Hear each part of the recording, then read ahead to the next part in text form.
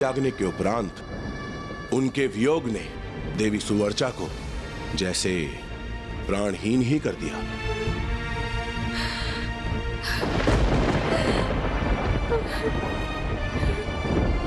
स्वामी, इस महासंकट से हमारे संसार को मेरी अस्थियां ही मुक्त कर सकती हैं। इसलिए मुझे देवताओं को अपनी अस्थियां दान करने की अनुमति दे दीजिए देवी। स्वामी, ये उचित नहीं है। नहीं स्वामी, नहीं। आपसे विलग होने की पीड़ा मैं नहीं सह सकती।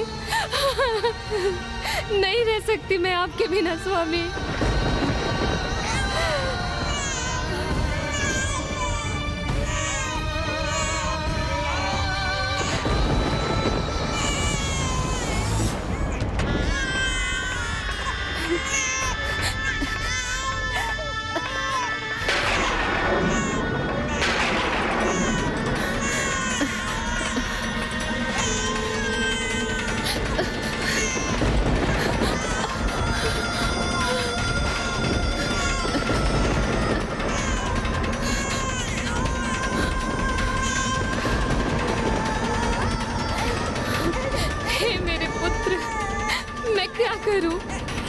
ये दुख मेरे लिए भी असहन है। मैं विवश हूँ।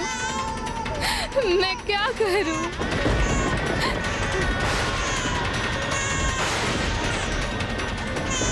हे पीपल वृक्ष, मेरी सहायता करिए।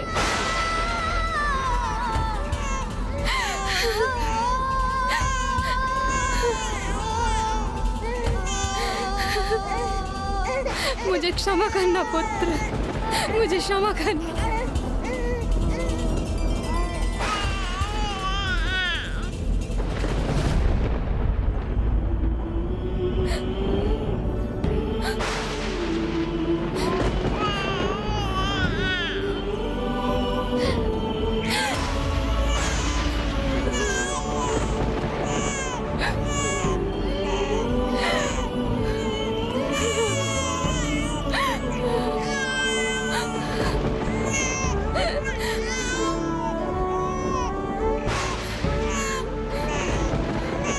नहीं पुत्र, अब मैं नहीं रुक सकती।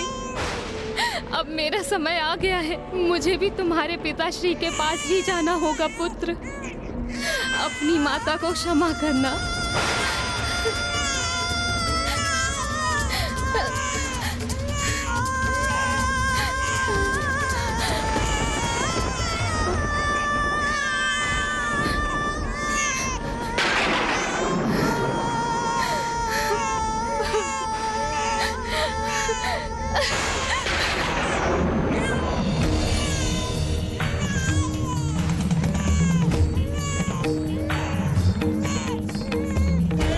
इस परिवार पर शनिदेव की ऐसी दृष्टि पड़ी कि एक नन्हा शिशु अपने माता पिता को खोकर संसार में अकेला रह गया।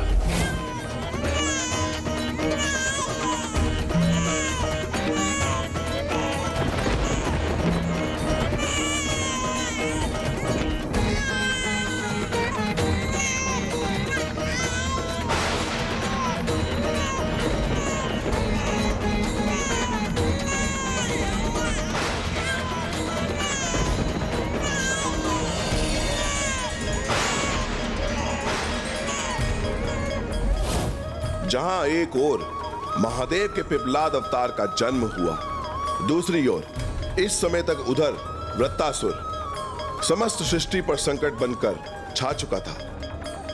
वृत्तासुर जो अपनी परिक्रमा पूर्ण कर चुका था और अपने बनाए व्रत में सबको घेर चुका था और समस्त लोकों को निगलने जा रहा था, अर्थात उसकी विनाश लीला के कारण अब त्रिलोक भी विनाश के निकट था।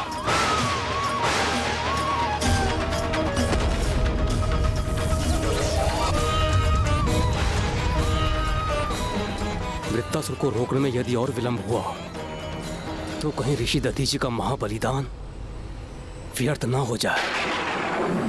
मैं इतने महान ऋषि का परम बलिदान ऐसे ही व्यर्थ नहीं जाने दूंगा।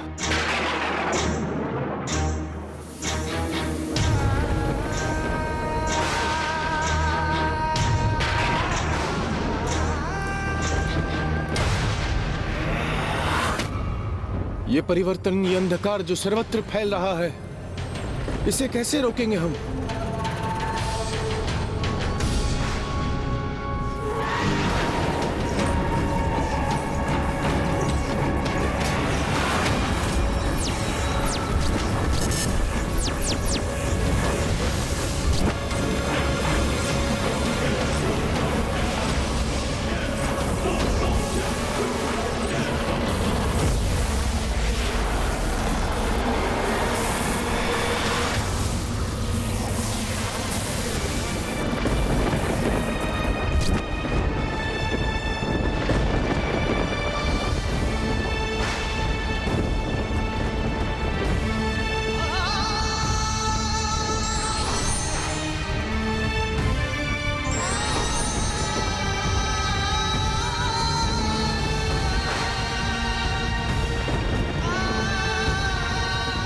ऋषिवर की इन अस्थियों को लेकर देव शिल्पी विश्वकर्मा जी के समक्ष प्रस्तुत हुई और उनसे अनुरोध कीजिए कि वो इन अस्थियों से एक ऐसा शक्तिशाली और प्रबल अस्त्र उत्पन्न करे जिससे उस दुष्ट वित्तासुर का अंत संभव हो सके।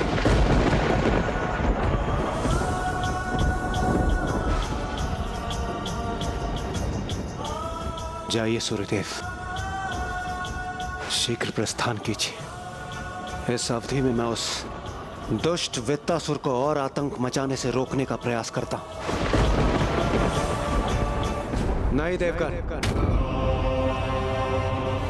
आप में से कोई भी मेरे साथ नहीं चलेगा।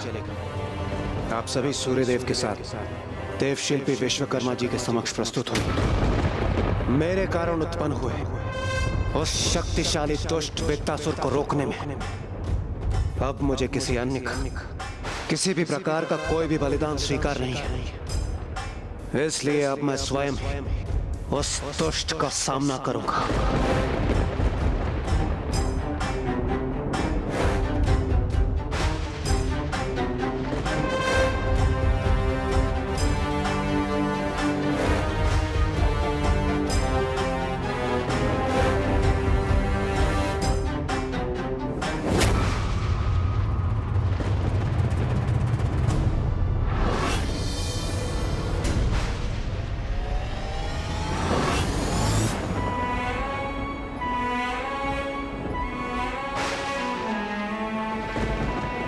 मुझे स्वयं पर पूरा विश्वास है कि किसी भी स्थिति में मेरा आचरण सदैव शुद्ध ही रहेगा।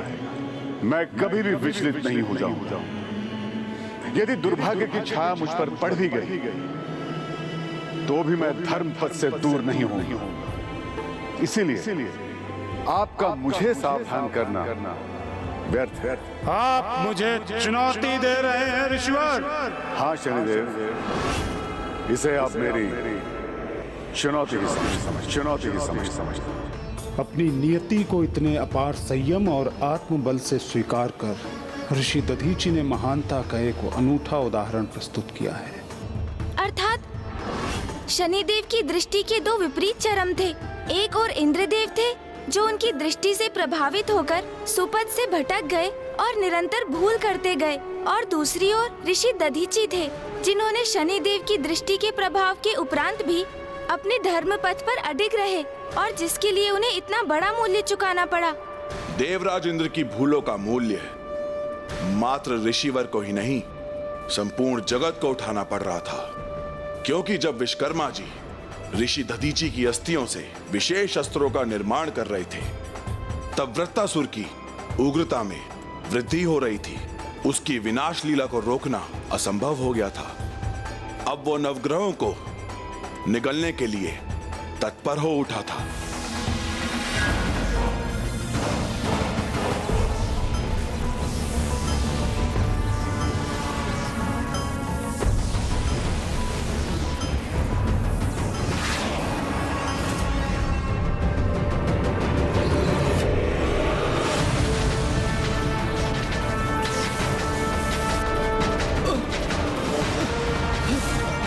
चंद्रदेव। चंद्रदेव,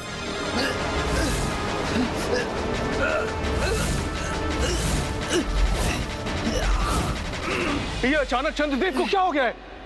उनके आभूषण, उनके वस्त्र, उनके शरीर से विलग होते प्रतीत हो रहे हैं। देवगुरु, कदाचित दुष्ट वृत्तासुर तो समस्त सृष्टि को निगलने में सफल हो ही जाएगा।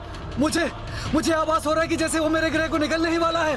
चंद्रदेव, आप चिंता मत कीजिए, विश्वकर्मा जी का कार्यस्थल निकट ही है। शीघ्र इंद्रदेव के पास में यह शक्तिशाली अस्त्र होगा जिससे वो उस दुष्ट वृत्तासुर का अंत करेंगे। तब तक संभालिए अपने आप को।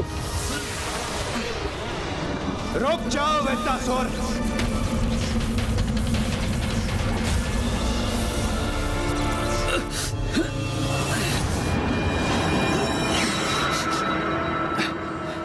ये क्या हुआ? ऐसा आभास क्यों हुआ मुझे जैसे सब कुछ पूर्ववत हो गया? ओहो, इंद्रदेव, तुम्हारा इतना दुस्साहस कि तुम मेरे सम्मुख प्रस्तुत हो गए, और वो भी निशस्त्र। वृत्तासुर, तुम्हारी शत्रुता मुझसे है। तुम्हारा जन्म मेरा अंत करने के लिए हुआ है। अब जब मैं स्वयं देवराज इंद्र तुम्हारे समक्ष प्रस्तुत हूँ, तुम्हें मेरे कारण सृष्टि का विनाश करने की आवश्यकता नहीं है। आओ, युद्ध करो मुझसे। अब इतने विलंब के बाद तुम्हारे आगमन का क्या लाभ है इंद्रदेव? और वैसे भी मैंने तुमसे युद्ध करने का विचार त्याग दिया है। अब इस सृष्टि के अंत के साथ ही मैं तुम्हारा अंत करूंगा इंद्रदेव। और वैसे भी एक दुर्बल देवता से मुझे युद्ध करने में कोई रुचि नहीं है।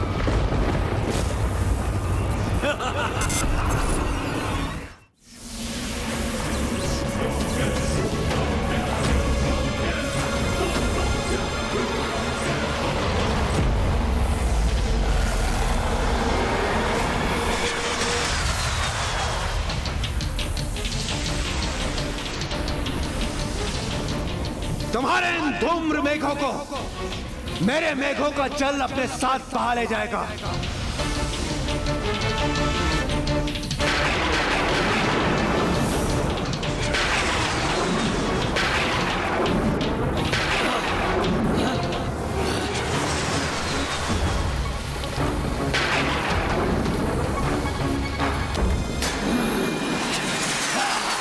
वृत्तासुर हूं मैं। मेरे प्रहार को विफल करना इतना सरल नहीं देवराज इंद्र।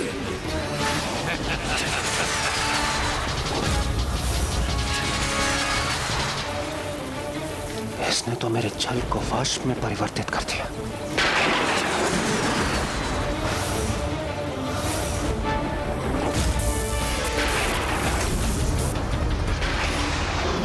लो देवराज, अब मैं तुम्हारे मेघों को ही मिटा दूंगा।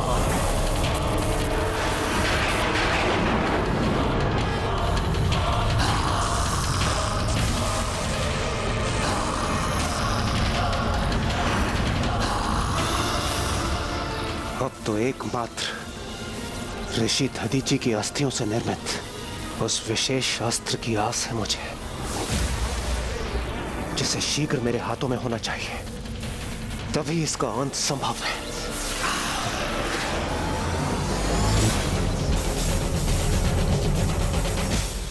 इस अस्त्र के निर्माण हेतु इन अस्थियों का पिघलना अत्यंत आवश्यक है, किंतु यह कार्य इतना आसान नहीं है, क्योंकि कदाचित हम सभी देवताओं का समुचित तेज भी ऋषि दधीचि के अस्थियों को पिघलाने के लिए पर्याप्त नहीं है।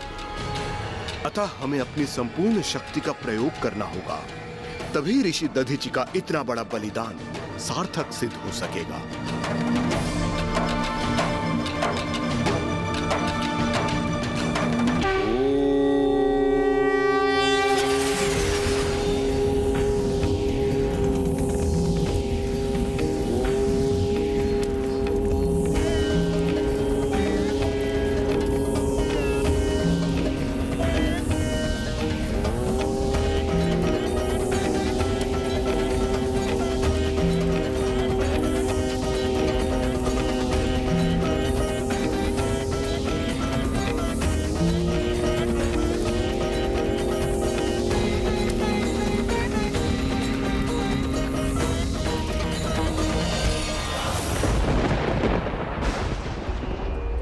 धन्य हैं आप ऋषिवर। प्राण दान करते समय भी विचलित नहीं हुए आप। अपनी चुनौती पर सर्वथा स्थिर रहे, अंत तक धर्मोचित मार्ग से विचलित नहीं हुए।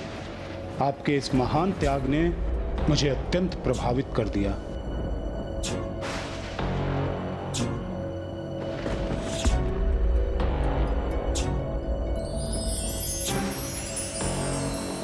मेरे दंड पर यह चिन्ह मुझे सदा आपके और आपके बलिदान का स्मरण कराएगा। यदि अवसर प्राप्त हुआ ऋषिवर, तो मैं आपको आपके इस बलिदान का प्रतिफल अवश्य दूंगा। अपने संपूर्ण हृदय से मैं आपकी इस भक्ति, शक्ति और बलिदान के लिए आपका अभिवादन करता हूं ऋषिवर। महर्षि दधीचि के बलिदान के कारण अन्य देवताओं की संपूर्ण शक्तियों से वो विशेष अस्त्र अब अपना आकार धारण करने लगा था। ये वही महावज्र था जिससे वृत्तासुर का वध होने वाला था।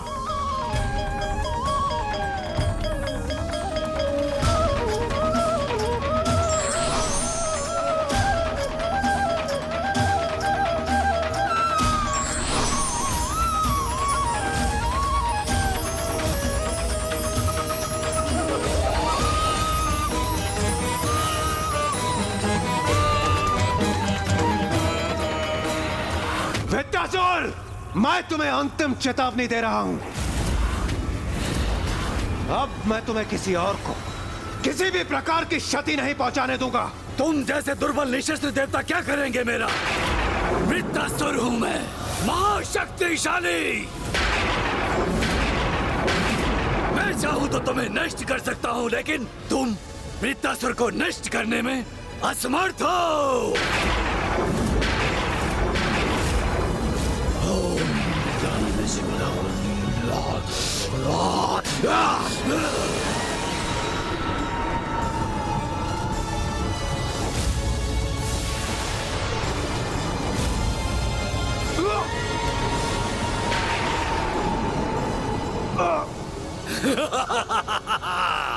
अब मेरे बंदी बनकर तुम मेरे कार्य में बाधा नहीं बन सकते।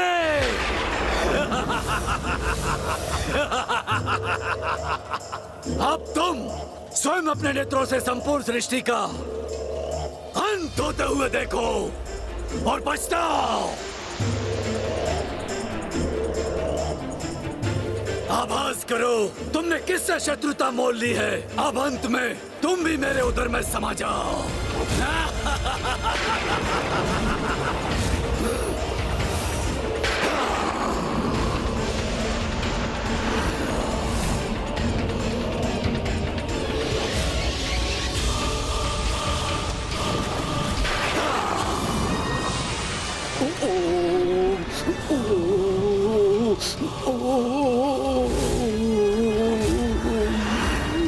ये अवश्य उस वृत्तासुर का प्रभाव लग रहा है,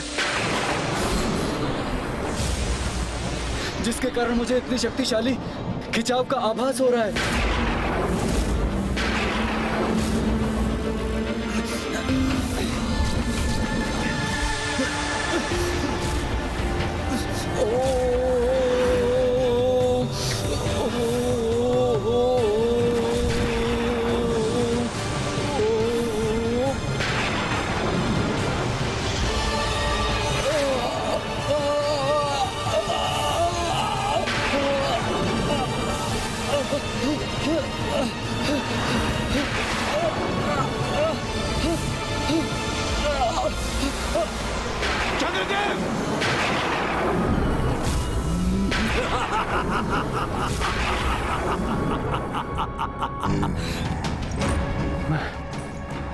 मैं चंद्रदेव की रक्षा नहीं कर पाया। हाँ इंद्रदेव, तुम कुछ नहीं कर सकते।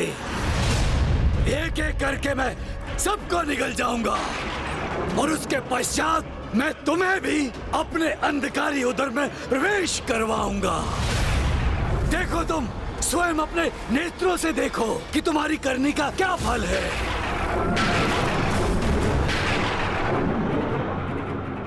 प्रतिशोध।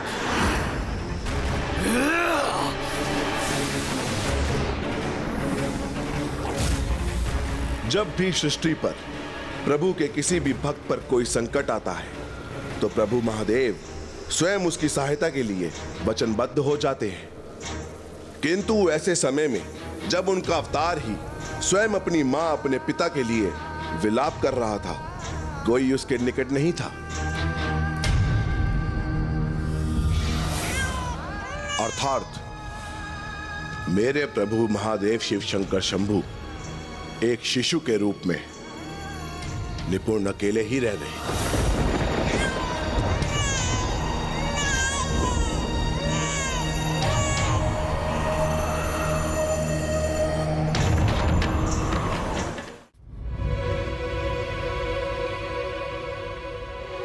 किंतु फिर क्या हुआ लंकेश? उन शिशु का ध्यान किसने रखा? माता पिता के अभाव में वो जीवित कैसे रहे लंकेश?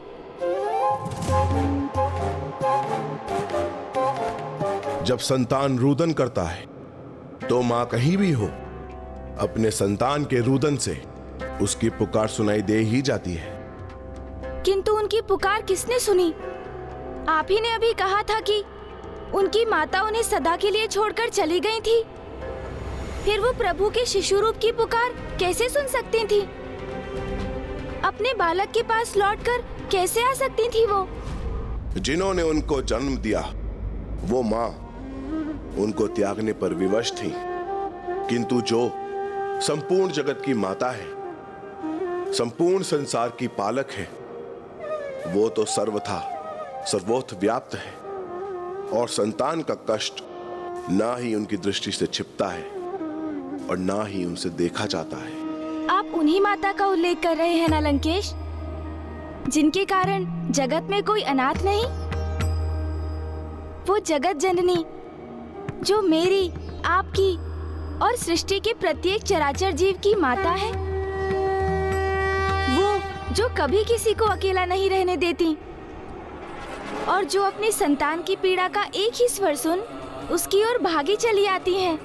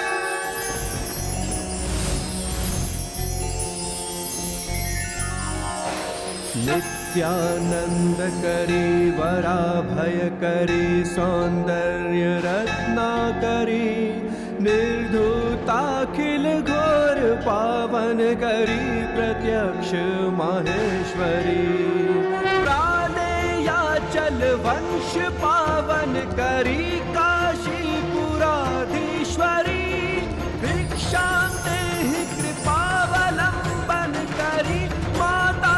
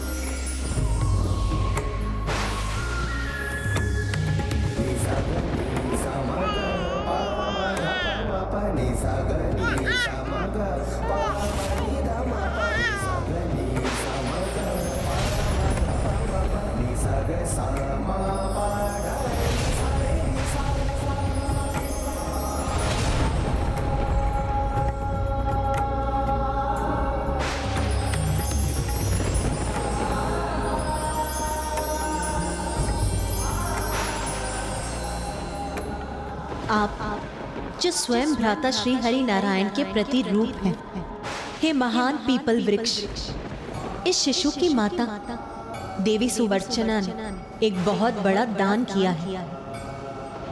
इसे आपकी छत्र छाया में त्याग कर आपको इसके पालन पोषण का दायित्व सौंपा है। इसीलिए आज से आप ही इसके पिता बनकर इसकी रक्षा करेंगे।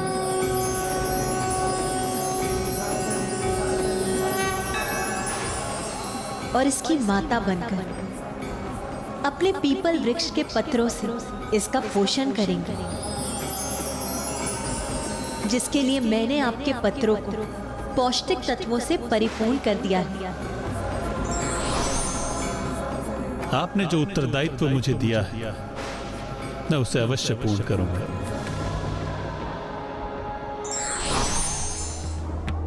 कितना अद्भुत दृश्य होगा ना वो, जब स्वयं श्री नारायण शिशु रूप में पिता श्री महादेव की देखरेख कर रहे होंगे। किंतु फिर क्या हुआ लंकेश? ओहो, विष्णु जी का नाम लेकर मैंने लंकेश को क्रोधित कर दिया।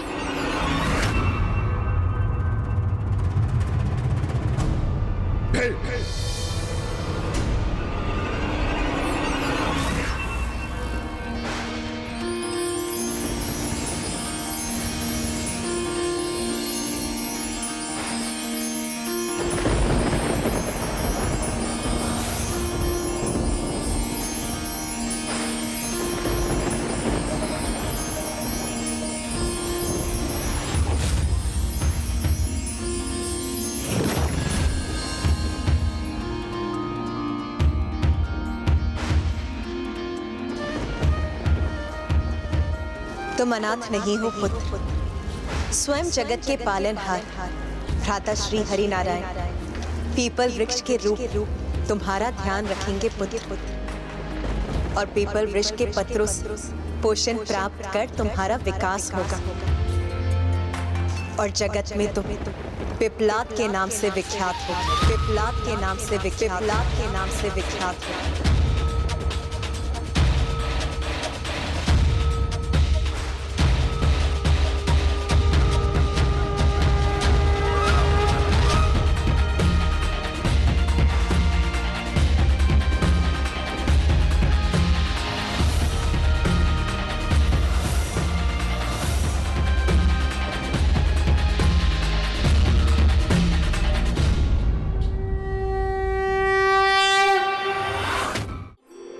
ना ही निम्न कोटि की अज्ञानी है जो इस कलश को ध्यान से देखने पर भी इसका रहस्य ही ज्ञात ना कर सके।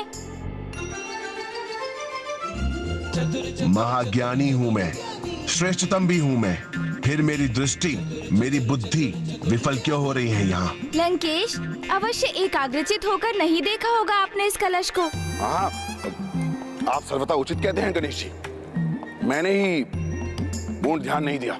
किंतु अब तो आपने इस कलश को ध्यान से देख लिया है ना लंकेश, फिर तो आप अवश्य ही समझ गए होंगे। क्यों नहीं समझूंगा, लंकेश सब समझ गया है। मुझे ज्ञात था लंकेश, आप ध्यान देंगे तो अवश्य ही समझेंगे कि ये कलश कोई साधारण कलश नहीं, अपितु अक्षय पात्र है। अक्षय पात्र? अच्छा हुआ जो गौरी पुत्र ने बता दिया, अन्यथा अब तक मुझे भी कहाँ ज्ञात था। हाँ, उचित ही समझा मैं। ये वही अक्षय पात्र है ना, जिससे जितना भी जल बाहर निकालो वह उतना ही भरता जाता है। इस दीर्घ यात्रा में मैंने आपको दक्षिणा स्वरूप जल प्रदान करने का वचन दिया था, और इस संपूर्ण यात्रा में ये कलश जल से विहीन ना हो, इसलिए अक्षय पात्र अपने साथ ले आया था मैं। किंतु क्या इससे कोई भूल अथवा मुझसे कोई दोष हुआ लंकेश? नहीं नहीं, आपका कोई दोष नहीं, मैं तो बस आप छोड़िए गणेश जी, जो मैंने कहा आप उसे भूल जाइए। हमें तो अब आगे की कथा पर ध्यान देना चाहिए। हाँ तो लंकेश जी, अब कृपया बताइए, जब प्रभु पिपलाद को ज्ञात हुआ कि शनिदेव की दृष्टि दोष के कारण ही उन्हें अपने माता पिता से विलग होना पड़ा, तो फिर इसके पश्चात क्या हुआ? अन्याय किया है शनिदेव ने मेरे साथ, और उन्हें इस अन्याय का दंड अवश्य प्राप्त होगा।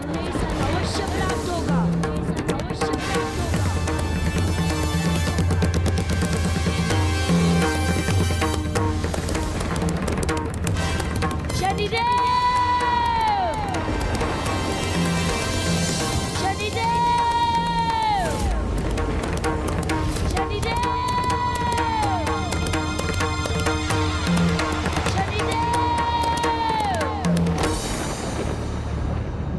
ये तो किसी बालक की गर्जना है, किंतु कौन है ये बालक जो मुझे अन्यायी घोषित कर रहा है?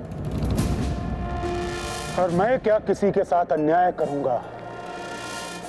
बाल्यावस्था से लेकर आज तक अन्याय तो स्वयं हुआ है मेरे साथ। यदि ये तुम्हें अपने पिता के रूप में स्वीकार नहीं है, तो तुम भी मुझे अपने पुत्र के रूप में स्वीकार नहीं हो। क्या प्राप्त किया मैंने इस जीवन में? माता, जिनके अधिकारों के लिए मैंने सदैव संघर्ष किया, किंतु उन्होंने भी मुझे परित्याग कर दिया। पिता, एक इतने ही मार्गदर्शक होने के स्थान पर मेरे सर्वाधिक प्रबल शत्रु बन गए। बहुत सह चुका हूं तुम्हारा ये व्यर्थ का अहंकार। बताओ मुझे, अस्तित्व ही क्या है तुम्हारा? देवी छाया और मेरे पुत्र होने के अतिरिक्त अपने माता और पिता के स्नेह से सदैव वंचित रहा मैं, किंतु अपने इस दुर्भाग्य को मैंने स्वीकार किया। फिर मेरे जीवन में आई मेरी पत्नी, जिनसे शापित हुई मेरी दृष्टि। आपकी ये अर्धांगिनी आपको ये श्राप देती है कि अब से आप जिस पर भी अपनी सीधी दृष्टि डालेंगे, उसका सर्वनाश होगा। और जिसके कारण मैं स्वयं उन्हें, अपनी अर्धांगिनी को भी देखने में असमर्थ हो गया, किंतु उसे भी स्वीकार किया मैंने। फिर मैंने प्राप्त किया सम्मान, जो स्वतः ही प्राप्त नहीं हुआ मुझे। अपितु उसे प्राप्त करने के लिए मैंने किया था महादेव का घोर तप। तो फिर कोई उत्तर दे मुझे कि मैं अन्यायी कैसे हुआ? अन्याय तो सदैव मेरे साथ हुआ। यहाँ इस भवन में, अपनी सभा में कोई भी ऐसा नहीं है जिससे दृष्टि मिलाकर अपने हृदय की बात कर सके ये देवपद से सुशोभित शनि। और फिर कोई बालक कह रहा है कि मैंने उसके साथ अन्याय किया है। अन्याय नहीं है तो क्या है ये? यदि उनकी माता का तिरस्कार हुआ तो इसमें मेरा क्या दोष है? यदि वो अपने पिता से कुपित थे तो क्या इसमें भी मेरा दोष था? उनके और मेरे पिता के मध्य स्पर्धा, क्या इसमें भी मेरा दोष था? और हो भी कैसे सकता है किसी अजन्मे शिशु का दोष? कोई मुझे बताए कि कर्म फल के दाता ने मुझे किस कर्मों का दंड दिया है? मेरे पिता को मुझसे क्यों छीन लिया? मेरी माँ की ममता से क्यों वंचित किया? मेरा गृह, मेरा परिवार, मेरा सर्वस्व छीना है उन्होंने। यदि माता अन्नपूर्णा ने मुझ पर ध्यान न दिया होता, उस पीपल के वृक्ष की छत्र छाया मुझ पर ना प्राप्त हुई होती, तो इस अनाथ शिशु का क्या होता? इसका पालन पोषण कौन करता? उन्होंने जो अन्याय किया है मेरे साथ, इसका उत्तर तो उन कर्म फलदाता शनिदेव को देना ही होगा।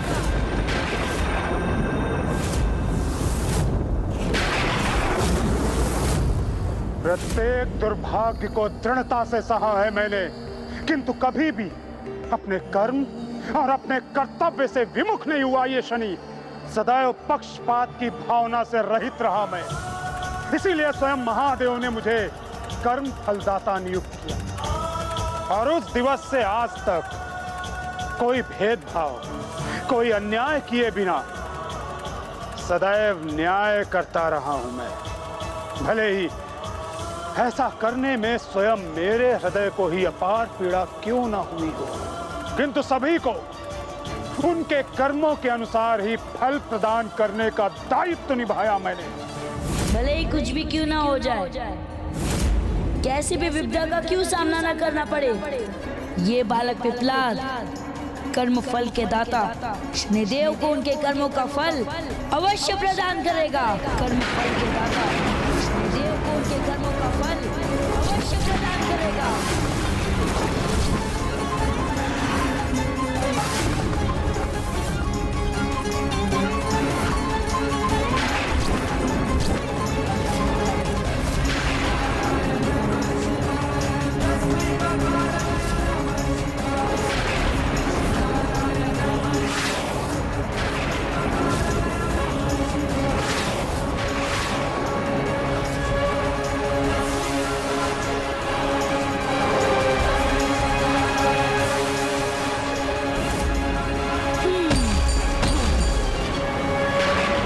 सावधान हो जाइए शनिदेव, सावधान हो जाइए। मैं आ रहा हूँ, मैं आ रहा हूँ, मैं आ रहा हूँ।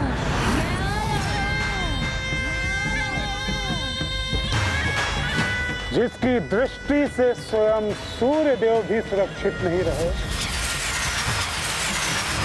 उस शनि को दंडित करने एक बालक आ रहा है।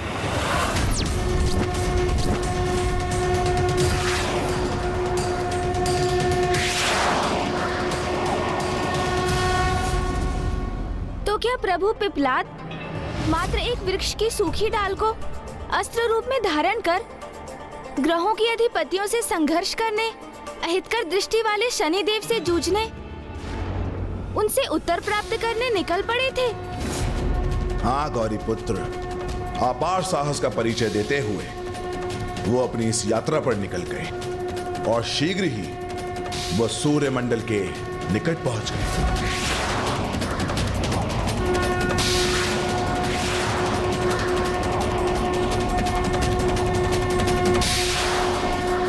शनिदेव, शनिदेव।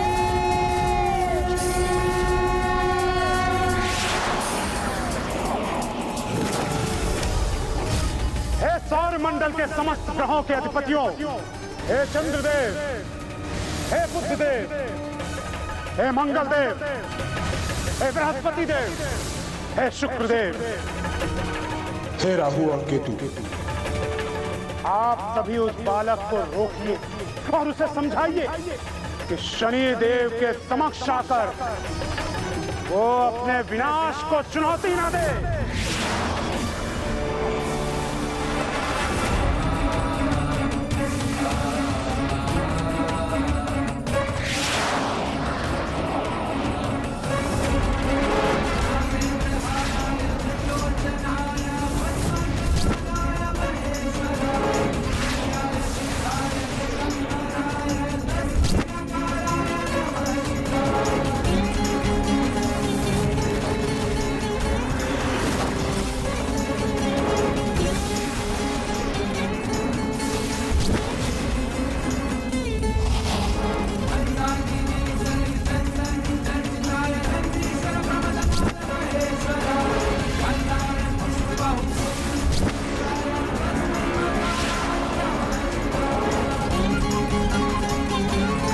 प्रतीत होता है इस बालक के रूप में स्वयं महादेव पधारे हैं।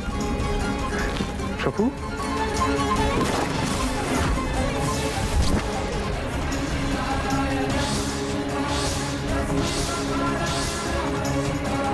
महादेव,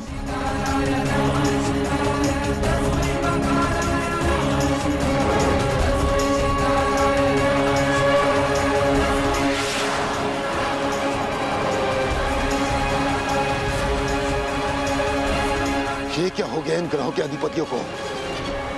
जिसे रोकने आए थे हाथ जोड़कर उसी का अभिवादन क्यों कर रहे हैं? राहु, कदाचित वो इस छलिया बालक को महादेव समझ रहे हैं, अन्यथा उसे रोकने के स्थान पर इस प्रकार क्रमबद्ध होकर उसका अभिवादन क्यों करते? केतु, तब तो हमारे लिए यह अत्यंत उचित अवसर है, क्योंकि ग्रहों के अधिपति तो इस बालक को रोकेंगे नहीं। क्यों ना हमने इस कार्य के लिए विवश कर शनिदेव से मित्रता स्थापित कर ले, जिससे भविष्य में कभी शनिदेव हम पर अपनी दृष्टि न डाले। राहु, ये तो अत्यंत उत्तम विचार है, किंतु ये तो बताओ हम करेंगे कैसे? क्या योजना है तुम्हारी? केतु, काल सर्प योग। काल सर्प योग, ये क्या होता है लंकेश? ये तो एक अत्यंत प्रभावकारी योग है। अधिकतर मनुष्यों की यह मान्यता है कि इस योग का जुड़ाव किसी सहाय वेशधर सर्प अथवा अन्य गंभीर अनिष्ट से है, किंतु ये योग तो उससे भी कहीं अधिक प्रभावित है, क्योंकि वास्तविकता तो ये है कि ये योग राहु और केतु द्वारा विशेष स्थान पर स्थित होकर अन्य ग्रहों के आद्यपतियों को अपने मध्य बांधकर उन्हें अशक्त करने से उत्पन्न होता है।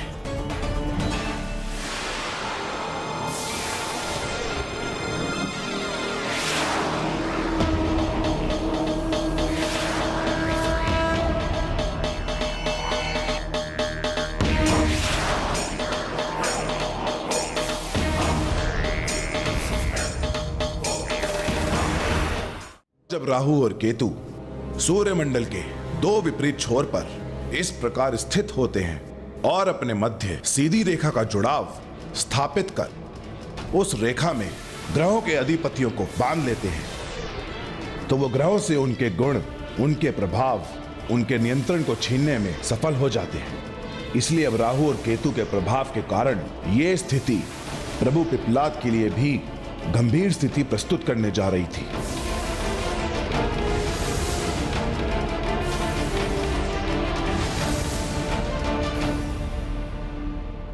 एक बार ये सीधी रेखा मेरा और केतु का जुड़ाव करने में सफल हो गई तो काल सर्प योग का आरंभ हो जाएगा और अन्य सभी ग्रहों के अधिपति इसके प्रभाव में आकर इस बालक को रोकने का कार्य करेंगे।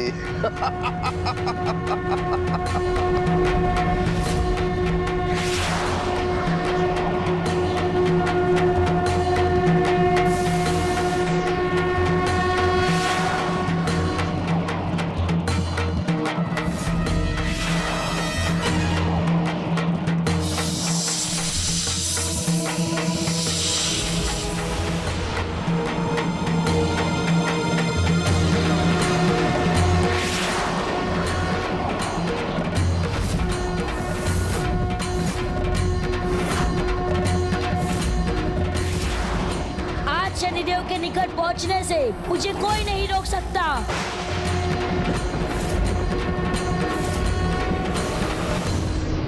जिन शनिदेव के प्रकोप से पूरा संसार भयभीत रहता है, उनसे निडर रहकर प्रभु पिप्पलाद समस्त ग्रहों का सामना करने में तत्पर थे, जो काल सर्प योग के प्रभाव में उनका मार्ग रोके खड़े थे।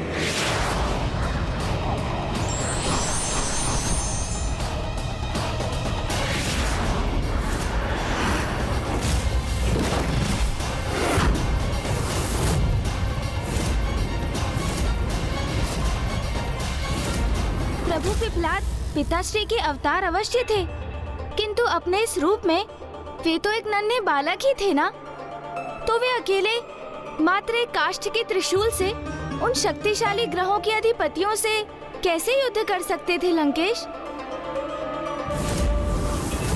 फिर सभी ग्रहों के अधिपति काल सर्प योग के प्रभाव से प्रभु पिप्पलाद के प्रति शत्रुता का भाव धारण कर उन्हें रोकने के लिए प्रस्तुत हो गए।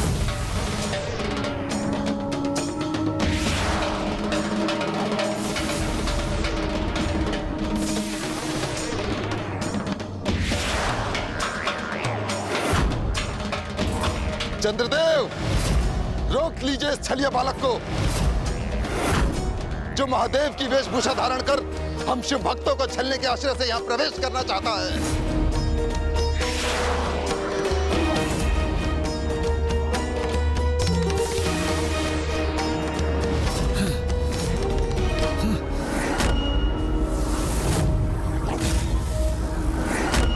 इस बालक को यहाँ कदापि प्रवेश नहीं करने दूंगा मैं।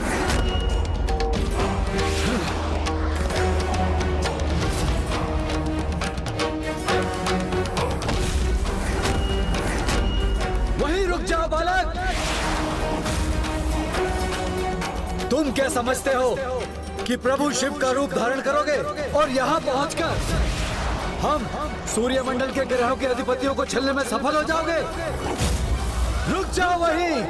नहीं, मुझे शनिदेव के निकट जाने से कोई नहीं रोक सकता।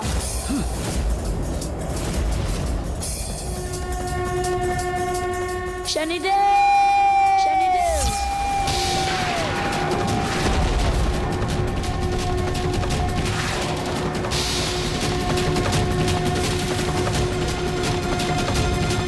इस मानचित्र के द्वारा सब कुछ देखा जा सकता है और मुझे ज्ञात है चंद्रदेव उस बालक को वहीं रोक देंगे जो भटक कर यहाँ तक आ पहुंचा है और जिसे ये भ्रम है कि मैं उसके साथ अन्याय करूंगा, जबकि मैं तो स्वयं ही उसे अपने समक्ष ना आने देकर उसे अपनी अनिष्टकारी दृष्टि से रक्षित करने का प्रयास कर रहा हूं, क्योंकि यदि मेरी दृष्टि उस पर पड़ी तो इसका विनाश निश्चित है।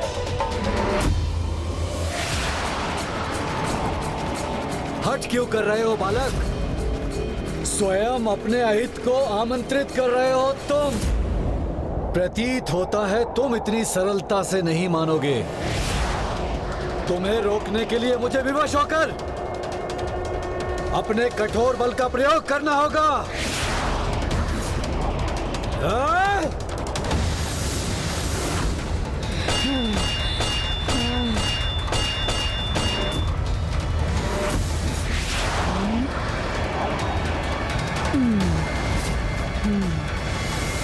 आज मेरे सामने कैसी भी बाधा क्यों ना आ जाए, किंतु वो मुझे नहीं रोक सकती।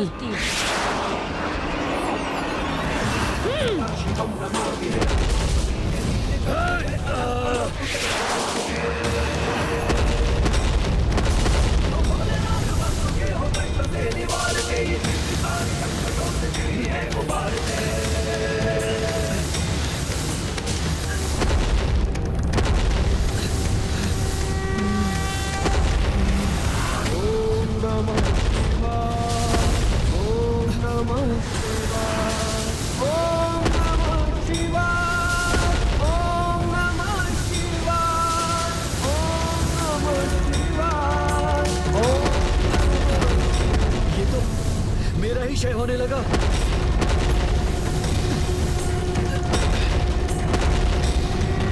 ऐसा क्यों हुआ लंकेश? चंद्रदेव का तेज अचानक क्यों लुप्त होने लगा और उनका ग्रह अचानक प्रकाश विहीन क्यों हो गया?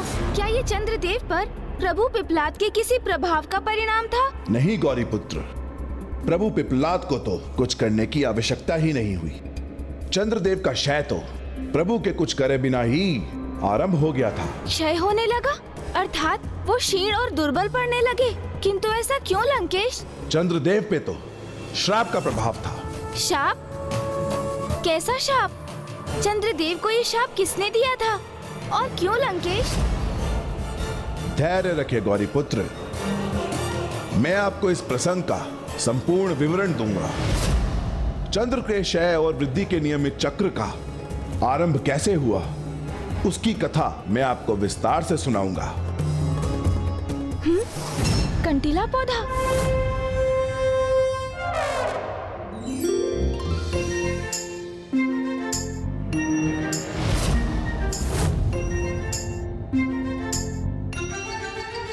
कदाचित ये छोटा सा कांटेदार पौधा लंकेश के मार्ग में एक बड़ी बाधा उत्पन्न करने में सहायक हो सकता है।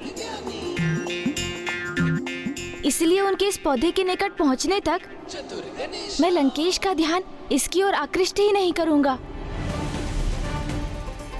और फिर अकस्मात जब मैं उनके समक्ष से हटूंगा तो इस कंटीले पौधे को देखकर लंकेश अपने चरणों को इस पर पड़ने से रोकने का प्रयास करेंगे और अपना संतुलन खो बैठेंगे। तब आत्मलिंग भूमि का स्पर्श कर यही मध्य भारत में स्थापित हो जाएंगे।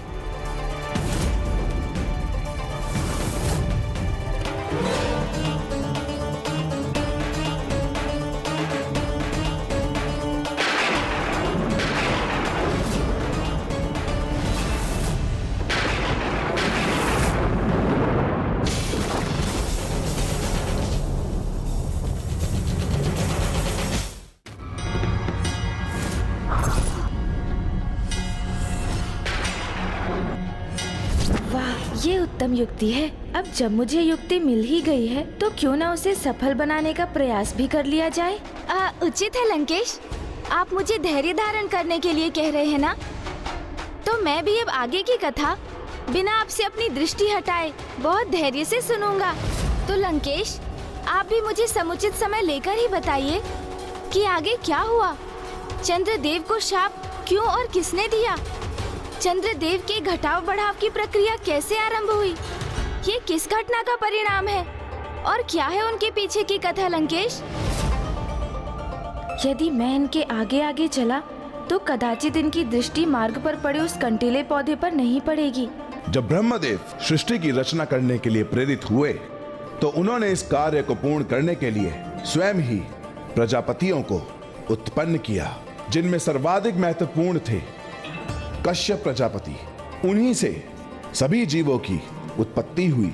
फिर उस क्रम में थे दक्ष प्रजापति, जिनसे सृष्टि का समस्त विधि विधान निर्धारित हुआ। किंतु लंकेश, चंद्रदेव का दक्ष प्रजापति से क्या संबंध था?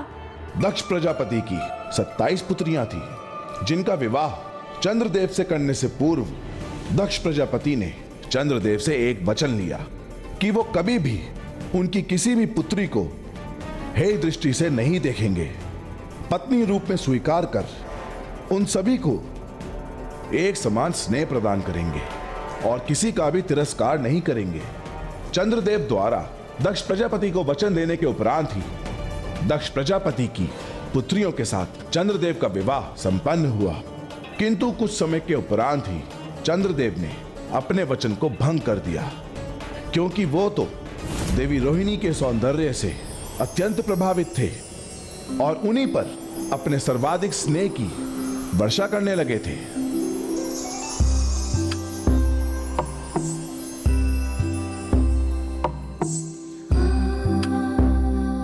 तब देवी कृतिका एवं दक्ष प्रजापति की 25 पुत्रियां चंद्रदेव द्वारा तिरस्कार से अत्यंत व्यथित थी और दक्ष प्रजापति से इसका उल्लेख किया।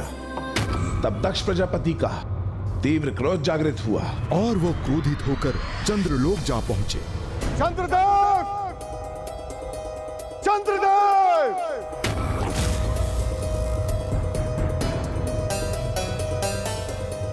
आपने मुझे वचन दिया था, आप मेरी किसी भी पुत्री का तिरस्कार नहीं करेंगे, किसी की उपेक्षा नहीं करेंगे, किसी को अपने स्नेह से वंचित नहीं करेंगे। परंतु आपने मेरी 26 पुत्रियों का तिरस्कार किया, मात्र इसलिए क्योंकि पुत्री रोहिणी उन सब में अधिक सौंदर्यवान है, आपके समान मनोहर है। आपने मुझे अपना दिया हुआ वचन तोड़ा है चंद्रदेव। आपके लिए रूप का आकर्षण अत्यंत महत्वपूर्ण है ना। मैं प्रजापति दक्ष आपको श्राप देता हूं, आने वाले 15 दिनों में आपका ये तेज, आपका ये प्रकाश और आपकी समस्त कलाएं आप खो देंगे। प्रजापति दक्ष ने अपनी पुत्रियों के साथ ये कैसा न्याय करवाया? सभी को समान स्नेह दिलाने के स्थान पर उन्होंने तो सभी से चंद्रदेव को विलग करने की ही व्यवस्था कर दी। कदाचित इसीलिए कहा जाता है कि क्रोध से प्रभावित होकर कोई कभी न्याय नहीं कर सकता, क्योंकि क्रोध के वश में आकर किया गया कोई भी कार्य सदैव अन्याय का ही कारण बनता है। जब दक्ष प्रजापति को उनकी सभी पुत्रियों ने उनका श्राप लौटाने की गुहार लगाई, तब दक्ष प्रजापति को यह समझ आ गई कि उन्होंने अपना धैर्य खोने के कारण बहुत बड़ा अन्याय किया है। किंतु फिर भी अपना श्राप लौटाना प्रजापति दक्ष के लिए भी असंभव था। किंतु इन प्रत्येक समस्याओं का हल मेरे प्रभु एकमात्र शिव शंकर शंभु के पास ही होता है। इसलिए ब्रह्मदेव ने चंद्रदेव को सुझाव दिया कि सभी मंत्रों में श्रेष्ठ महामृत्युंजय मंत्र का जाप करें, क्योंकि एकमात्र प्रभु महादेव शिव शंकर शंभु ही उनकी रक्षा करने में समर्थ थे। चंद्रदेव को ज्ञात था कि उनके पास अब अधिक समय शेष नहीं है, उनके जीवन में मात्र 14 दिन ही शेष हैं, तो यथाशीघ्र वो सौराष्ट्र पहुंचे। और उन्होंने सागर तट पर एक पार्थिव शिवलिंग का निर्माण कर अपना जाप आरंभ किया। ओम त्र्यंबकं यजामहे सुगंधिं पुष्टिवर्धनम् उर्वारुकमिव बन्धनामृत्यैर्मुक्षीयमामृता। इतने अपार कष्ट और कठिनाइयों का चंद्रदेव बड़ी ही दृढ़ता के साथ सामना करते रहे और वो निरंतर अपनी परिक्रमा और मंत्रों का जाप करते रहे। और उन 14 दिवसों में चंद्रदेव का क्षय भी होता रहा और वो अंतिम रात्रि भी आ गई जो उनके अस्तित्व की अंतिम रात्रि थी। सुगंधिं पुष्टिवर्धनम् उर्वारुकमिव बन्धनात् मृत्यैर्मुक्षीयमामृता।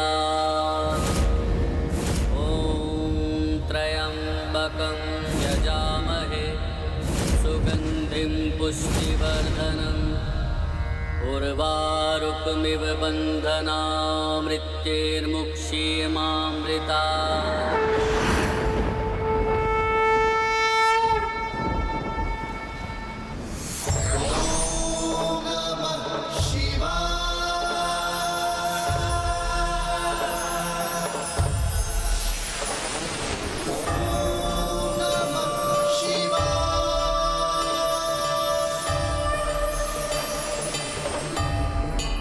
जैसा कि मैंने आपसे कहा, आपदा किसी भी प्रकार की आए, वो मेरे प्रभु महादेव ही हैं, जो इसका निवारण भी कर देते हैं। किंतु ये विरोधाभास देखिए लंकेश, जिन्होंने उन्हें जीवन दान दिया, उन्हीं प्रभु महादेव के अवतार के समक्ष चंद्रदेव अपने अस्त्र धारण कर उन्हें आगे बढ़ने से रोकने के लिए प्रस्तुत हो गए थे।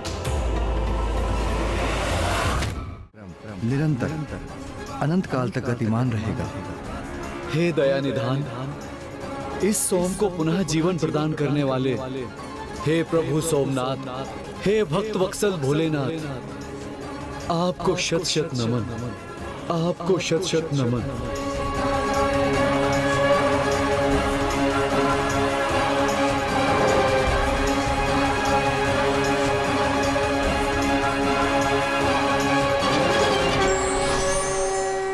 मुझे ज्ञात हुआ कि प्रभु का एक नाम सोमनाथ भी क्यों है। उन्होंने सोम अर्थात चंद्र को उनके अंत से जो सुरक्षित किया था। और सौराष्ट्र में जिस स्थल पर चंद्रदेव ने प्रार्थना की थी, वहीं प्रथम ज्योतिर्लिंग सोमदेव महातीर्थ की स्थापना भी हुई।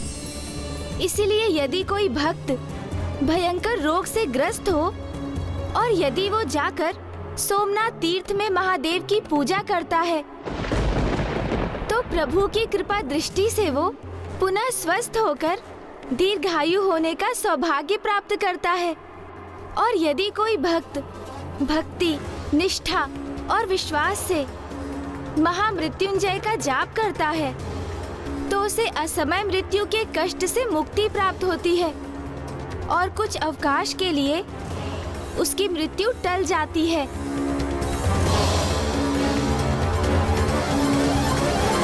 लंकेश, जल।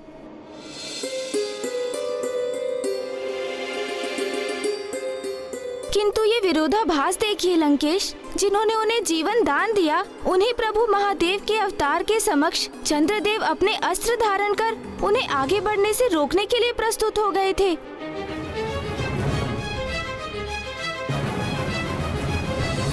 एवं जैसे ही प्रभु पिपलाद के समक्ष चंद्रदेव का क्षय होना आरंभ हुआ, तो उन्हें वास्तविकता का आभास हुआ।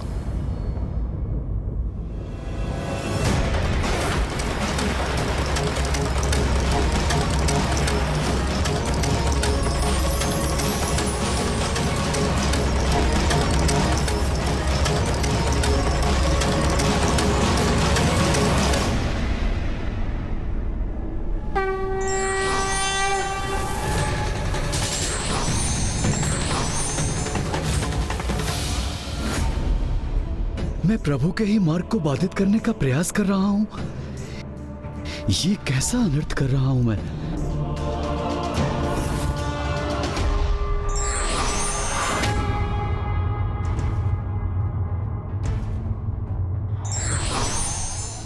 महादेव का स्वागत करने के स्थान पर उन्हीं पर प्रहार करने का दुस्साहस कर रहा था मैं।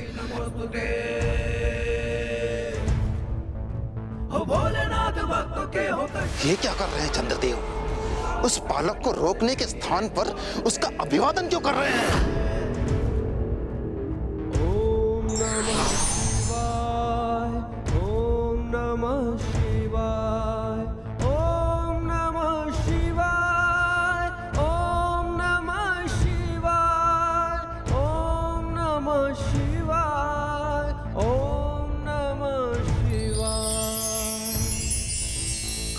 दंड से शनि के विष्णु त्रस्त जब हुआ दधीच पुत्र बन प्रभु ने पृथ्वी पे जन्म लिया।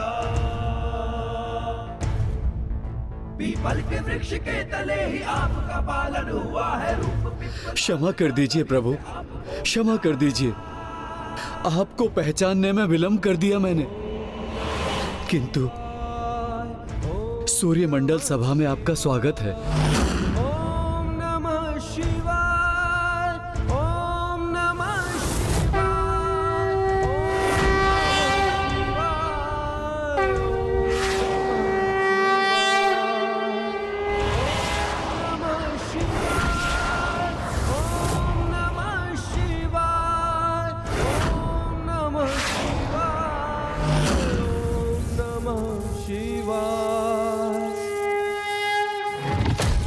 बालक चंद्रदेव से आगे कैसे निकल गया?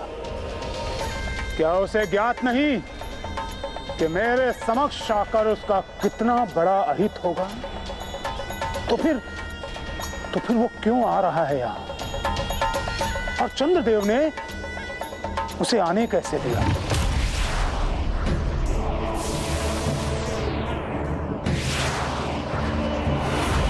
चंद्रदेव को छलने में सफल कैसे हो गया छलिया बालक? किंतु उससे भी बड़ा आश्चर्य इस बात का है कि इस बालक ने काल सर्पयोग के प्रभाव को क्षीण कैसे किया। कारण कोई भी हो, इस बालक को रोकना अनिवार्य है। मंगलदेव!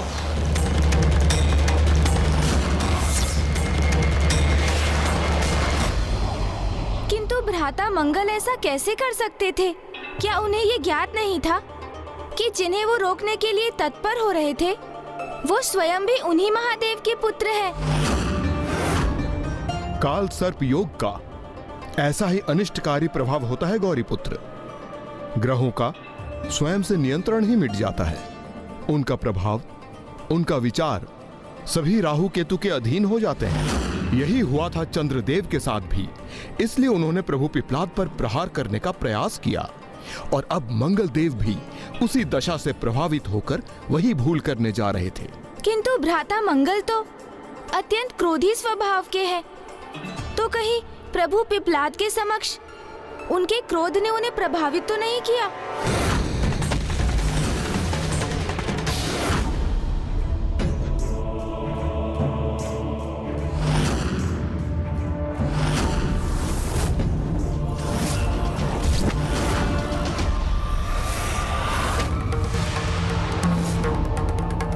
मैं तुम्हें चेतावनी दे रहा हूं, लौट जाओ बालक। मैं भी आपको सावधान कर रहा हूँ, हट जाइए मेरे मार्ग से। कदाचित इस बालक को अपनी शक्ति का परिचय देना ही होगा मुझे, तभी इसे ज्ञात होगा कि मुझसे संघर्ष करना उचित नहीं होगा इसके लिए।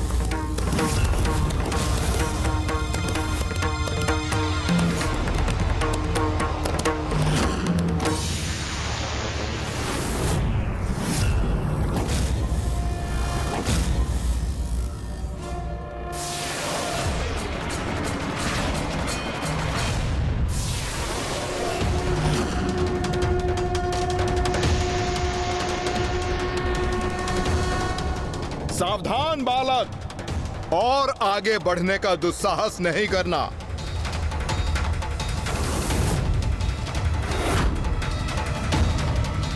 अन्यथा तुम पर लक्षित इन शिलाओं को देखकर उसके विनाशकारी परिणाम का परिचय तुम्हें प्राप्त हो ही गया होगा।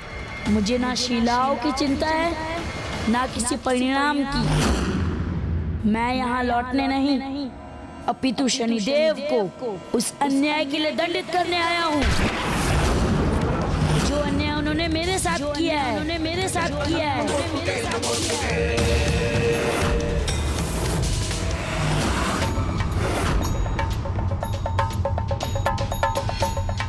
बालक, शांत स्वभाव के चंद्रदेव ने तुम्हें भले ही आगे बढ़ने का अवसर दे दिया, किंतु मंगलदेव तुम्हें ये अवसर कदापि नहीं देंगे। वो तुम्हें भयभीत करके अवश्य वापस भेज देंगे। अन्यथा यदि वो बालक मंगलदेव से भी आगे बढ़कर मुझ तक पहुंच गया, तो फिर दुर्भाग्यवश उसकी रक्षा कोई नहीं कर सकता,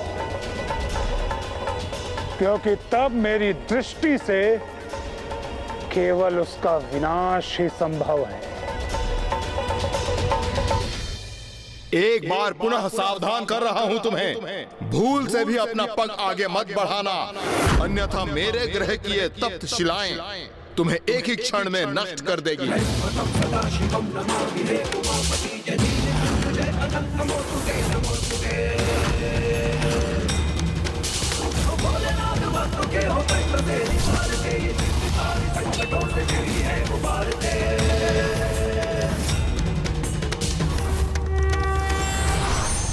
ये क्या कर रहे हो पुत्र? ध्यान से देखो, जिनके चरणों को तुम बढ़ने से रोक रहे हो, उन चरणों की धूल मात्र हो तुम।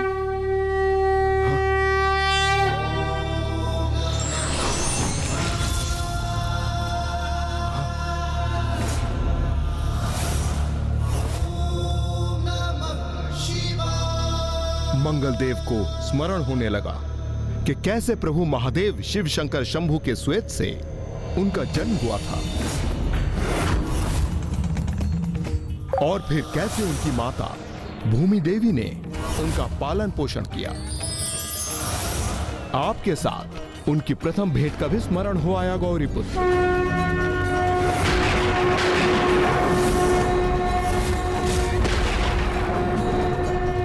और अंततः उन्हें यह भी स्मरण हुआ कि किस प्रकार प्रभु महादेव शिव शंकर शंभु ने उन्हें अत्यंत महत्वपूर्ण दायित्व सौंपकर उन्हें सम्मान प्रदान किया। पुत्र मंगल, मैं तुम्हें वरदान स्वरूप नवग्रहों में एक ग्रह का स्थान देता हूं। तुम स्वयं मंगल ग्रह के स्वामी बनकर वहां वास करोगे। सप्ताह के तृतीय दिवस का नाम तुम्हारे नाम पर आधारित होगा और उसे मंगलवार पुकारा जाएगा।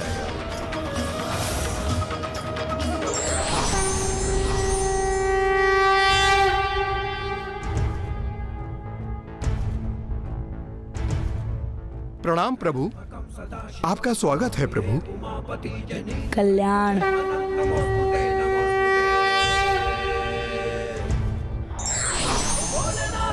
के हो कष्ट से निवारते, ये सृष्टि सारी संकटों से शिव ही है उबारते। ओम नमः शिवाय, ओम नमः शिवाय, ओम नमः शिवाय, ओम नमः शिवाय, ओम नमः शिवाय। ये क्या हो रहा है? मंगलदेव भी नतमस्तक हो गए इस बालक के समक्ष। कैसे संभव है ये?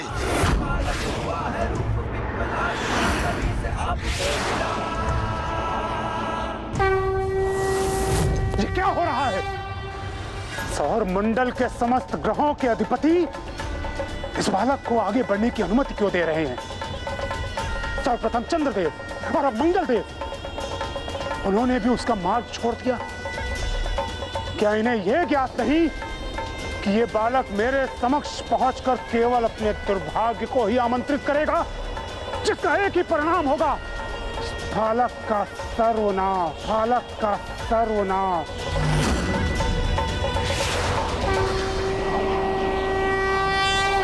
तो अंततः भ्राता मंगल भी उन्हें पहचान ही गए, और तब वो पिताश्री के मार्ग की बाधा बनना भला कैसे स्वीकार कर सकते थे? मंगल देव तो पिताश्री के मार्ग में बाधा नहीं बने, किंतु ये कंटीला पौधा अवश्य आपके उद्देश्य को बाधित करेगा लंकेश। वो भी तब जब अकस्मात आपके चरण इस पर पड़ेंगे, और इसी संभलने के क्रम में आप शिवलिंग सहित भूमि पर स्पर्श कर जाएंगे, और तब पिताश्री का आत्मलिंग यहीं स्थापित हो जाएगा।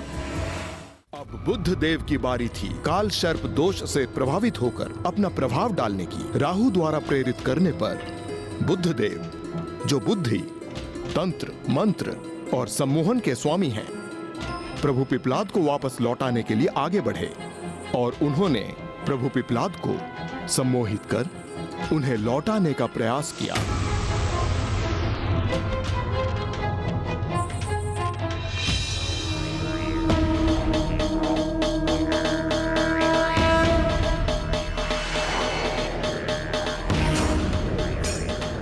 मुझे विश्वास है कि अब वो बालक कदापि आगे नहीं बढ़ सकेगा, क्योंकि अब तो स्वयं बुद्ध देव उसे रोकने जा रहे हैं, जिनके सम्मोहन के समक्ष किसी का भी टिक पाना असंभव है।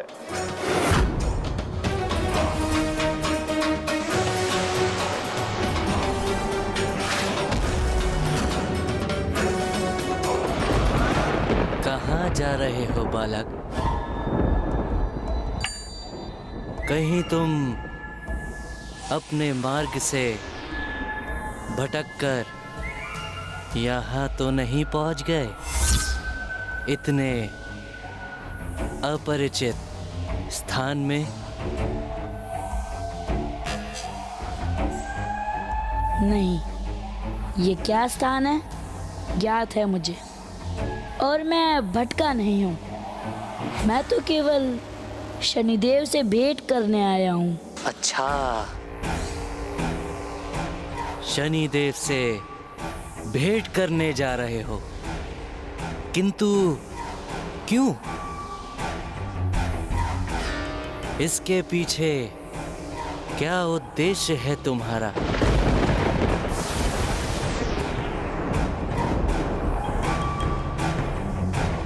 मुझे शनिदेव से अपने प्रश्नों के उत्तर चाहिए। उत्तर चाहिए, किंतु कैसे प्रश्नों का उत्तर चाहिए तुम्हें बालक? मेरे साथ के प्रति एक अन्याय, मेरे परिवार को मुझसे छीनकर मुझे समस्त संसार में अकेला करने का उत्तर तो शनिदेव को देना ही होगा।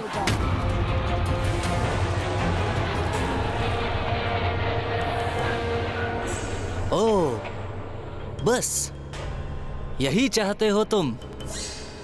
इसके लिए इतना उत्तेजित क्यों हो रहे हो और सूर्यमंडल के भीतर प्रवेश करने का प्रयास क्यों कर रहे हो तुम? तुम्हारा ये संदेश मैं शनिदेव तक पहुंचा दूंगा। जाओ बालक, लौट जाओ। जाओ बालक, लौट जाओ।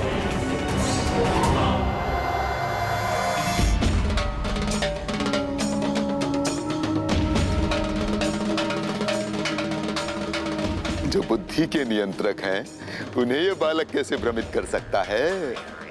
मैं व्यर्थ ही चिंता कर रहा था। बुद्ध को पार कर इस बालक का आगे बढ़ना कदापि संभव नहीं।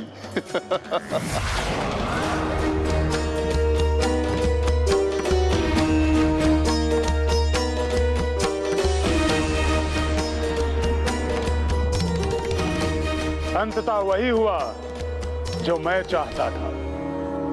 अर्थात प्रभु पिप्लाद वहाँ से लौटने लगे थे, तो क्या बुद्ध देव की सम्मोहन शक्ति इतनी प्रबल थी लंकेश? अवश्य थी, किंतु बुद्ध देव को बुद्धि, तंत्र, मंत्र और सम्मोहन का स्वामी भी तो स्वयं प्रभु महादेव शिव शंकर ने ही नियुक्त किया था। हुआ ऐसा था कि उनके जन्म के कुछ समय उपरांत बुद्ध देव ने ज्ञान प्राप्ति की ओर अपना रुझान प्रकट करना आरंभ कर दिया, और फिर दिवस हो या रात्रि वो अपने अध्ययन में ही लीन रहते थे। और जब उनकी आयु 30 वर्ष की हुई, तब वो सभी शास्त्रों को कंठस्थ कर चुके थे, किंतु फिर भी उनकी ज्ञान की भूख शांत नहीं हुई। उन्हें तो और ज्ञान की प्राप्ति करनी थी, इसीलिए वो अपने नेत्रों को खुले रखकर प्रभु महादेव शिव शंकर के पार्थिव शिवलिंग के समक्ष अनंत एवं कठोर तपस्या करने लगे। ओम नमः शिवाय, ओम नमः शिवाय।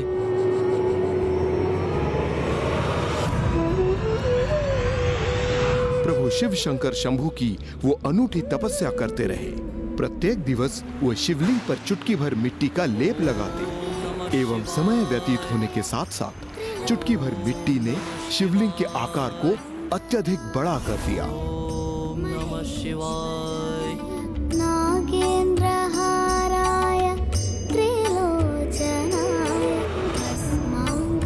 और फिर एक समय ऐसा आया जब उनके निकट कुछ विचित्र और संकटमय घटनाएं घटने लगी।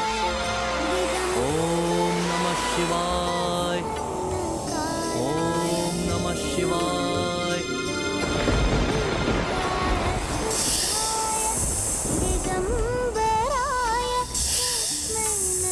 एक एक कर बुद्ध देव के मार्ग में कई बाधाएं आती रही, किंतु वे अटल होकर पूर्ण दृढ़ता के साथ महादेव के शिवलिंग का निर्माण करते रहे। ओम नमः शिवाय। ओम नमः शिवाय।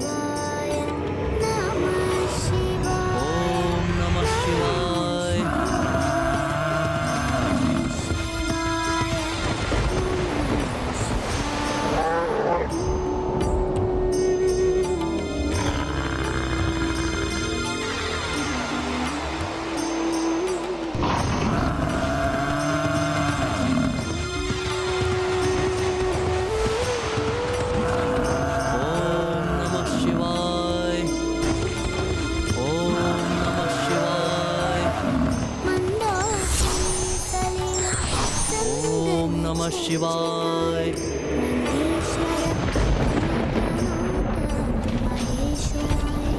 मंदार पुष्प बहु पुष्प सुपूजिताय तस्मै मंदार पुष्प बहु पुष्प सुपूजिताय तस्मै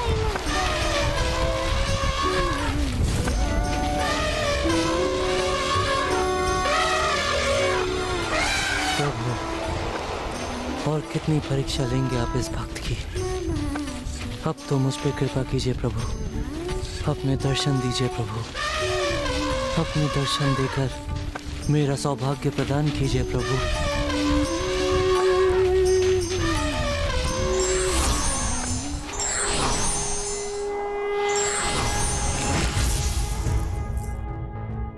कल्याण कल्याण। त्र्यंबकं सदाशिवं नमामि हे उमापति जय नीलकंठ जय अनंत नमोस्तुते नमोस्तुते। हो भोलेनाथ भक्तों के हो कष्ट से निवारते, ये सृष्टि सारी संकटों से शिव ही है उबारते। ओम नमः शिवाय। ओम नमः शिवाय। ओम नमः शिवाय। आपको ये कैसे ज्ञात हुआ कि एक उन्मत्त गज नहीं, गज रूप में स्वयं मैं ही हूँ? प्रभु, इस सघन वन में दो वृक्षों के मध्य इतना स्थान कहाँ है कि गज प्रवेश कर सके?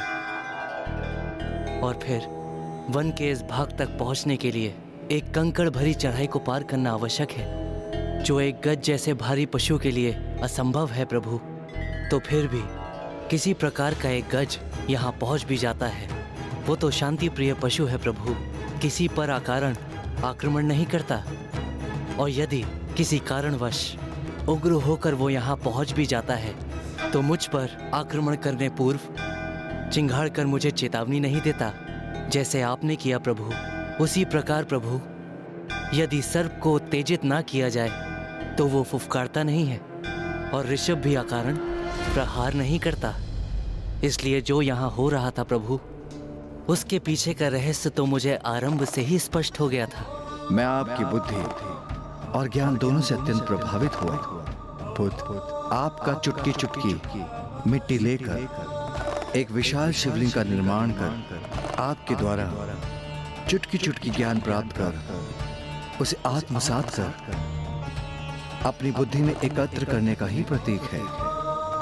इसलिए मैं आज से आपको बुद्धि, ज्ञान, तंत्र, मंत्र और सम्मोहन विद्या का स्वामी नियुक्त कर आपको सूर्य मंडल में एक स्थायी स्थान प्रदान करता हूं, जहां आप सूर्यदेव के निकट प्रथम ग्रह होंगे।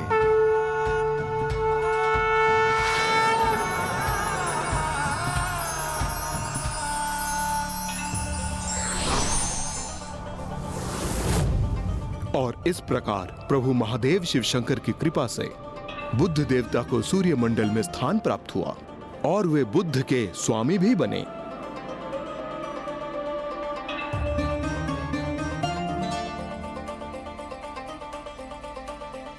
और तब भी बुद्धिमान बुद्ध देव पिताश्री प्रभु शिव के अवतार को पहचानने में असमर्थ हो रहे थे, क्योंकि उनकी बुद्धि पे तो काल सर्प योग का प्रभाव जो था, किंतु ऐसा अधिक समय तक नहीं रहा। जाओ बालक, जाओ बालक, लौट जाओ।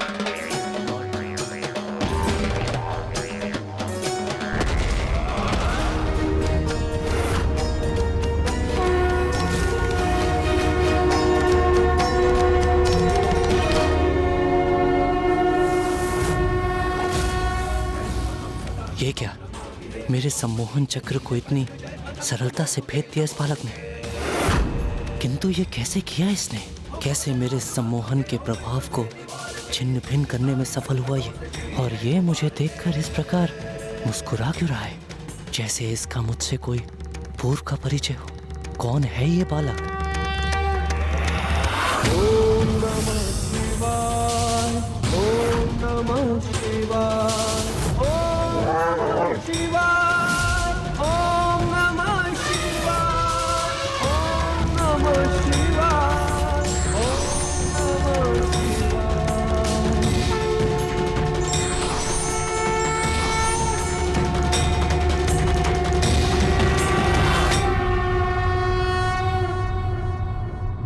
प्रणाम महादेव। ओम नमः शिवाय। त्र्यंबकं सदाशिवं नमामि उमापति नीलकंठ जय अनंत नमोस्तुते नमोस्तुते।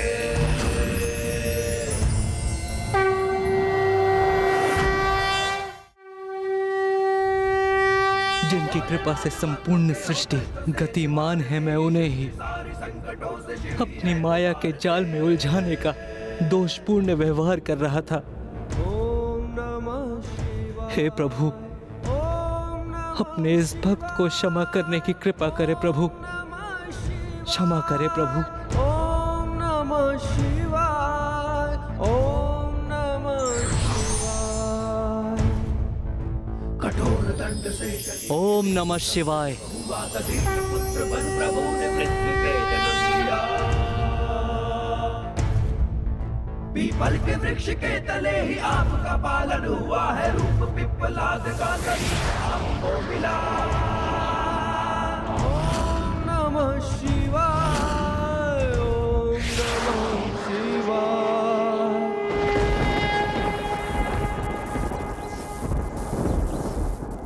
क्या हो गया है समस्त ग्रहों के अधिपतियों को?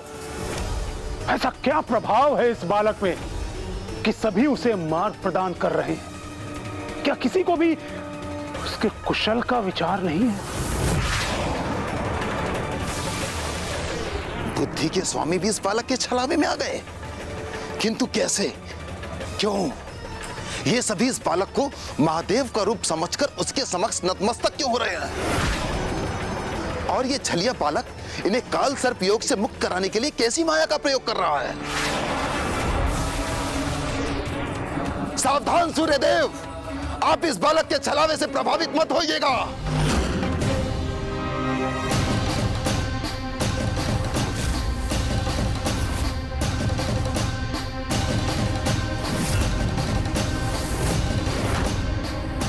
ए बालक, मेरे सौर्य मंडल में मेरी अनुमति के बिना कोई प्रवेश नहीं कर सकता, तो तुम कैसे चले आए?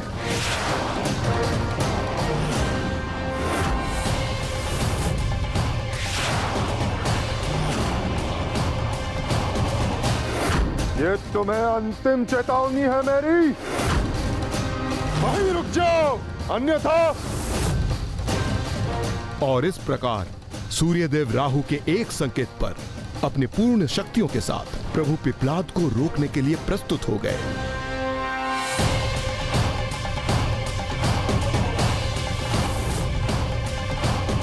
कितना अच्छा होगा ना यदि मेरी ये योजना सफल हो और ये लंकेश अपना संतुलन खोकर यहीं गिर जाए, जिससे पिताश्री का आत्मलिंग भूमि का स्पर्श कर यहीं भारत में ही स्थापित हो जाए।